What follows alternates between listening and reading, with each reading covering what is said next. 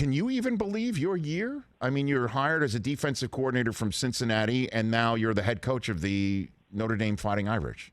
Coach, it's kind of crazy. Yeah, I guess. Yeah, it is. Would you imagine that you would be the head coach of Notre Dame 11 months ago or 11 days ago? Absolutely not. Obviously, this is one of the premier head coaching jobs in all of college football. And so, at times I have those moments where I say, wow, you're the head coach at Notre Dame. And then soon thereafter, I'm in another household, or I'm recruiting another kid, or I'm talking to somebody else. And so you don't have much time to think about it. But there are those surreal moments that you just go back and you're appreciative of the opportunity you have. And it's kind of wild as well. Obviously that, you mentioned 11 days ago even, right? So did you get any indication throughout the year that Coach Kelly had wanderlust or had soured on an experience potentially at Notre Dame at all? No, not at all. Not one bit. And if anything, it was more confirmation that he was never going to leave this place. And so I was just as surprised as anybody else in the country, other than maybe Coach Kelly.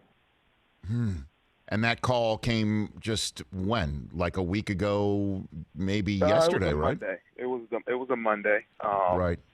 When he called me, I was in a high school seeing a committed kid, and I missed 5 phone calls. And I said, okay, I need to go outside and return Coach Kelly's phone call. And I did, and he told me that he was taking the job at LSU and wanted me to come be his defensive coordinator. And so at that moment, when you say I'm going to be the head coach at LSU, my first thought was, oh, shoot, I need a job. I don't know who's going to be the next head coach at Notre Dame. And he said, would you come? I said, absolutely. I said, just let me ask my wife. And from that moment, when I said, let me ask my wife, has been just a whirlwind of transition from me to being defensive coordinator, maybe at Notre Dame, maybe at LSU, to now head coach at Notre Dame. Yeah, walk me through how your head must have been swimming. You're in a high school talking to a committed kid. Did you say anything to that kid at the moment? I mean, like, what do you do? Like, how do you? No, you're not prepared for this. I walked outside to talk to him, and what I did was I kind of called my wife and said, wow, this just happened. Yeah. And I went to the kid's house, and then the report started coming out. Started hitting Twitter and all these things, and this was within hours. This was within hours that it was happening. And so by the time I got home, it was kind of like, I don't know what's going to happen. And so I got a couple phone calls that Monday night from people that are really involved with Notre Dame football that kind of made me say, hold on, is this really a possibility that I might be named head coach? And from that point till when they named me head coach, it was a constant communication with Notre Dame and with different people that are affiliated with our football program and our university. Well, it's pretty cool. I imagine with all these moving parts, the school reached out to you right away to start giving you an indication that you were the guy, right? I mean, that they didn't see no dilly-dally at all, I'd imagine. I got a call at some point, maybe late on that Monday or Tuesday, I can't remember. I said, hey, would you be interested in interviewing for this position? And I said, absolutely. And so from that moment, I was like, oh, is this real? I mean, They could just be interviewing me just to say they're interviewing me. And but that obviously interview turned into an opportunity where they offered me the head coaching position. Who else did you reach out to? I mean, who else is in your inner circle other than your wife and this process, your agent or who? I talked to a couple first-time, head coaches that I have known. One being Mike Vrabel. He's an Ohio State guy. Yes. I played Ohio State, and I know Vrabel well. And I'm like, tell me, what is it going to be like? What are they going to ask me? What do you say sometimes when they say, hey, are you ready? And he was honest. Braves was honest. Like, hey, you're never ready until you get the opportunity to do it, and you learn on the fly. And so he kind of made me feel a little bit better about, hey, just go in there and be yourself. And that's the advice I've gotten from everybody, from Ryan Day to Luke Fickell to Jim Tressel and guys that I know just from my Ohio State connection, that, hey, you're going to have to be yourself. You cannot be Brian Kelly. You cannot be Luke Fickell. You can't be Jim Tressel. You've got to be Marcus Freeman. And understand that you have to do this thing with whatever characteristics that you did as a defense coordinator, whatever characteristics you had as a leader, as a linebackers coach. You're going to have to be that same person. But now you're in charge of an entire football program and an entire Notre Dame organization. Well, clearly you've taken that advice to heart, Marcus Freeman, because the video that was sent out by the school of you being introduced to the players in your suit, and then you come in, it was awesome. I mean, that was what was that like for you? I mean, I'm just sitting watching it in the palm of my hand on my phone, but what was that moment like for you?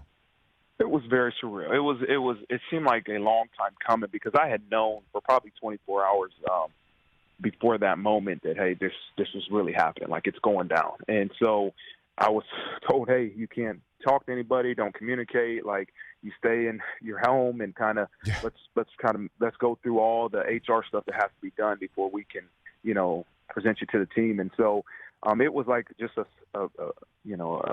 sigh of relief just to go be around your guys. And that's all I wanted to do, man. I wanted to give them a chance to hug them and be around them and tell them thank you, because they're the ones that kind of opened this window.